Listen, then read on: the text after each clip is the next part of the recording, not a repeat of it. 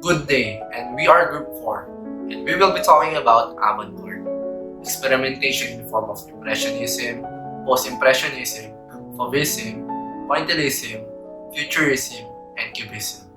Search for meaning in art of expressionism, dadaism, surrealism, abstract expressionism, and pop art. Discuss the different art and artists in avant-garde. We should first know the beginning of avant-garde.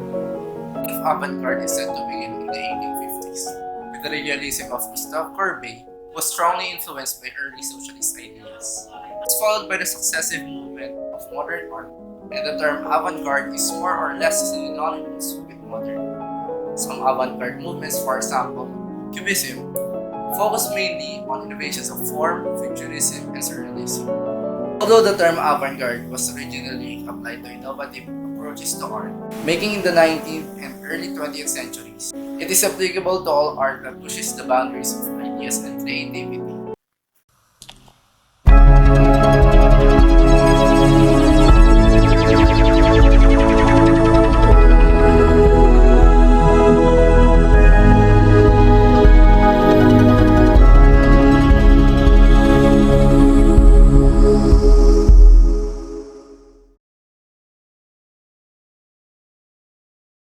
I am Ralph Andre Cruz, and I will be talking about Impressionism. The history of Impressionism, famous art and artists in Impressionism, the techniques, and the hermeneutics. Impressionism, born in France in the early 1860s and only lasted in 1880s. The movement known as Impressionism marked the first total artistic revolution in Renaissance. Impressionism departed from the tradition by rejecting the perspective of Renaissance, such as balanced composition, idealized figures, and chiaroscuro. Instead, the Impressionists represented immediate visual sensations through color and light. The goal of Impressionism was to present an impression, or the initial sensory perceptions recorded by an artist in a brief glimpse. The Impressionist dabs of pure color side by side looked unintelligible, causing critics to charge they fired paint on the canvas with a pistol. The eye fused separate streaks of blue and yellow, for instance, into green, making each hue seem intensified rather than mixing on a palette. Impressionism arose around in 1862 when Renoir, Monet, Bazille, and Sisley were students in the same Parisian studio. The three have common interest in painting nature out of doors. When urged by a teacher to draw from antique casts, the young rebels dropped formal coursework. "Let's go out here," Monet said. "This place is unhealthy." Painting from start to finish using light and color in the open air was their modus operandi. The work of the Impressionists was considered as seditious, that the art critics were becoming cruel. The original cast of the first Impression period was Monet, Manet, Renoir, Degas, Pissarro, Sisley, Morisot, and Casot. Their subjects are outdoors, seaside, Parisian streets, and cafes. Their purpose is to portray immediate visual sensations of a scene. One of the famous Impressionism artists is Claude Monet. Claude Monet believes that light is color. He once said that he wished he had been born blind and then gained his sight so he could, without preconceptions, truly paint what he saw. Monet began as a commercial artist and a caricaturist. At age 18 when he began to paint out of doors. After roaming the coast of Normandy, painting sunlit and water-drenched scenes, he became a leading exponent of recording nature directly, to give his immediate impression to a given moment. After studying landscapes by Constable and Turner in London, Monet contributed Impression Sunrise to the first Impressionist exhibit in 1874. After a half-century, the original group evolved their own variations on the theme. Monet remained true to the credo that light is color. In 1869, a visitor reported that Monet was desperate. Monet's life of poverty during 1860s and 70s are for sure Monet's downfall. But in 1886, things were different. At the Impressionist first New York exhibit, Monet was an established success and could afford to build a special studio to house his huge canvases. The outdoors became Monet's studio, regardless of the weather. He even hauled 30 canvases to the field to record haystacks, replacing one canvas with the next as the light changed. Monet's lifelong fervor for open-air painting appeared when he painted Woman in the Garden. As early as 1866, the canvas was more than 8 feet high. Monet's obsession in art includes his first wife's death, where he could not resist on painting that he painted his own wife at her deathbed. Moving on with the techniques, this will answer the question, what does Impressionist art look like? And how Impressionism art be an optical illusion? Monet's style consisted of applying small dabs of pigment to the canvas corresponding on his immediate visual observation. He placed vibrating spots of different colors side by side, in an effect called optical mixing. These broken colors blended at a distance. To represent shadows, instead of black, Monet added a complementary color to the hue of the object casting a shadow. For example, yellow to purple, where yellow is a primary color and the complementary color is purple. It is a mixture of warm colors such as the yellow and a cool color which is the purple.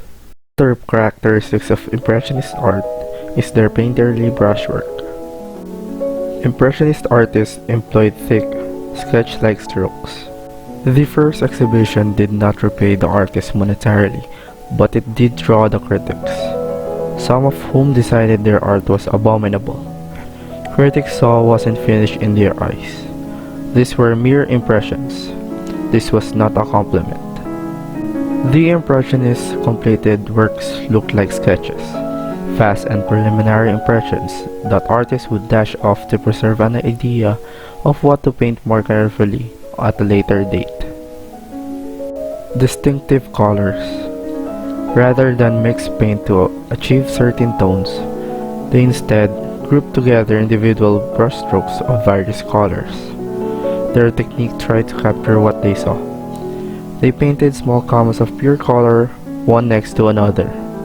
When a viewer stood at a reasonable distance, their eyes would see a mix of individual marks, colors that had blended optically. This method created more vibrant colors than colors mixed as a physical paint on a palette. Depictions of common subject matter. Another avant-garde aspect of Impressionism is the everyday nature of its subjects. Typical content portrayed in Impressionist paintings includes still life depictions, landscapes, portraits of friends and family, and modern city scenes. The Academy deemed that only history painting was great painting. These young realists and Impressionists questioned the long-established hierarchy of subject matter. They believed that landscapes and genre scenes were worthy and important. The next is a focus in light. An important aspect of the Impressionist painting was the appearance of quickly shifting light on the surface of forms and the representation's changing atmospheric conditions. Most notably, Claude Monet had a penchant for painting in plein air, or outside. With this approach, artists were able to closely study the light and its effect on landscapes, buildings, and other outdoor sites. And lastly, creative cropping. Inspired by Impressionists produced paintings that acted as authentic snapshots of specific moments in time. With this muse in mind, artists began framing their scenes in more natural ways, resulting in asymmetrical compositions cropped like candid photographs. To sum up with the key ideas, the Impressionists loosened their brushwork and lightened their palettes to include pure, intense colors. They abandoned traditional linear perspective and avoided the clarity of form that had previously served to distinguish the more important elements of a picture from the lesser ones. For this reason, many critics faulted Impressionist paintings for their unfinished appearance and seemingly amateurish quality. Picking up on the ideas of Gustave Courbet, the Impressionists aimed to be painters of the real. They aim to extend the possible subjects for painting, getting away from depictions of idealized forms and perfect symmetry, but rather concentrating on the world as they saw it, imperfect in a myriad ways. At the time, there were many ideas of what constituted modernity. Part of the Impressionist idea was to capture a split second of life, an ephemeral moment in time on the canvas. The impression. Scientific thought at the time was beginning to recognize that what the eye perceived and what the brain understood were two different things. The Impressionists sought to capture the former, the optical effects of light, to convey the passage of time, changes in weather, and other shifts in the atmosphere in their canvases. Their art did not necessarily rely on realistic depictions.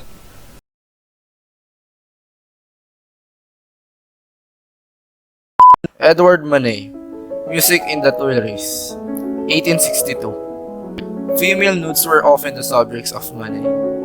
What set Manet apart from his contemporaries was that he had a unique style of painting. He also did not attend any Impressionist exhibitions in Paris. Manet preferred to capture everyday life and common objects in his paintings. Cafes and bars of Paris, the city and the urban life, the street and its people, beggars, singers, workers were common in Manet's paintings. Critics comment on his work that it looks unfinished. His brush strokes were loose and therefore some parts of the canvas were not properly covered. The quick visible brush strokes seem to some to indicate that the painting was not finished. But it is a true representation of what the Tuileries Garden were like, crowded and full of noise. Pierre-Auguste Renoir, Pont-Neuf, 1872. Capturing the modernity and leisure of Parisian life was Pierre-Auguste Renoir's focal point. He had a special eye for beauty and his skills as a colorist.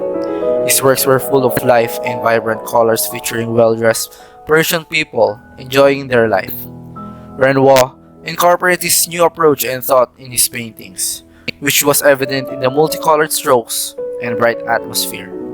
Among other Impressionist painters who preferred to work with landscapes, it was Renoir's fascination with human figures that sets him apart.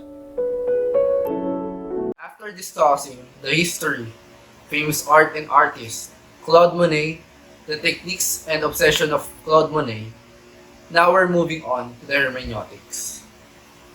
Impressionism was a radical art movement that began in the late 1800s. Impressionists rebelled against classical subject matter and embraced modernity. Uniting them was a focus on how light could define a moment in time, with color providing definition instead of black lines. The Impressionists emphasized the practice of plein air painting, or painting outside. Initially derided by critics, Impressionism has since been embraced as one of the most popular and influential art styles in Western history. Impression Sunrise by Claude Monet. It depicts the port of Le Havre, in France, where Monet grew up. It is one of a series of paintings based on Le Havre, painted around the same time. The focus of this painting is almost entirely on color and light. The brushwork is loose, the detail is simple and the composition is fairly basic. But the use of color to depict light is enough to make this painting work. The color of the boat with the men on it is green, where it makes a shadow where the green color is complementary color on the color orange of the sun that hits the boat and the men on the boat that results a shadow illusion.